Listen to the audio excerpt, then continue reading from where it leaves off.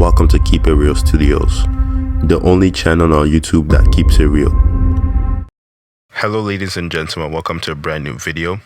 And in today's video, I'm going to be talking a little bit about UFC 305, Dricus du Plessis versus Israel Adesanya, which took place in the RAC Arena in Perth, Australia. So overall, it was a great card. I did enjoy it. So let me just get into my quick thoughts and reviews about it. Starting off the main card, Jingliang versus Carlos Prates. Carlos Prates got him out in the second round, and it was a very vicious KO. I felt like earlier in the first round, he could have applied a bit more pressure and gotten him out, but he still stayed patient throughout both rounds and got the knockout. Rozenstruik versus Tuivasa was a banger. These two were just throwing bombs at each other. It was an insane fight. Although I do feel like it should have been 5 rounds instead of 3, but Rozenstruik did it very good. It was a very well-deserved win. I do feel bad for Tuivasa though, because he's currently on a 5-fight losing streak. My biggest concern is he just becomes the new Tony Ferguson, so that's what I'm a little bit scared of. So now I'm going to be talking about Dan Hooker versus Gamrot. So this was definitely my favorite fight on the card, and it did live up to the hype. I'm very happy that Dan Hooker won because this is very good for the lightweight division. It causes chaos because Dan Hooker was ranked 11, now he's going to be ranked 5. So I'm very happy about this. This is a nice shake-up in the lightweight division, because I feel like it opens up a lot of fights. You know, he has that rematch where you can have a rematch with Poirier. You know, he could fight Justin Gaethje. And it makes a nice shake-up in the lightweight division. And I feel like having Dan Hooker up there can create a lot of insane fights and then a lot of problems for the division. I felt like overall in the whole fight though, I felt like Gamrot, he did well in the first round, but I think he got a little bit too comfortable and made a couple mistakes, and that's how Dan Hooker came back in the end of the first round. Then towards the end, I felt like Dan Hooker just did a good job implementing his game plan, because he just kind of made it ugly and he never really gave Gamrot the opportunity to get comfortable in the fight. I'm very happy for Dan Hooker. It's a very well deserved and a long time win.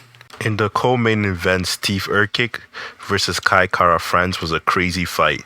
Kai was insane, knocking him out in the first round. Honestly, I felt like it wasn't really a KO. The way saying it was a KO, but when I was looking back on the fight, it looked like Steve was covering up. It didn't completely look knocked out to me, but they announced it as a KO. But otherwise, it was still very impressive. It was very good for him.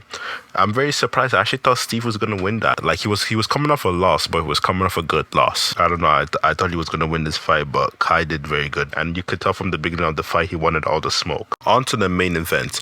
Israel Adesanya versus Dricus du Plessis. So overall, this fight was kind of, I have very mixed feelings about this fight, because I feel like I was expecting more, because I remember in interviews Israel Adesanya was saying he's coming for heads.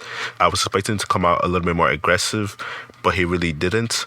But Dricus du Plessis did a very good job in the striking. He still came out awkward. He was doing very nice blitz. And this is where I thought Israel Adesanya was going to be like countering him a lot, kind of like what he did in the Paulo Costa fight. But he just seemed to like couldn't get Dricus's timing, and Dricus submitted them in the 4th round, which is very impressive, because nobody has done that to Israel Adesanya in the UFC. No one really finishes him, and to finish him like that was insane.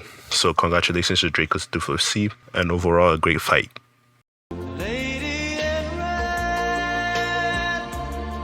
So that's just my quick thoughts and opinions on UFC 305.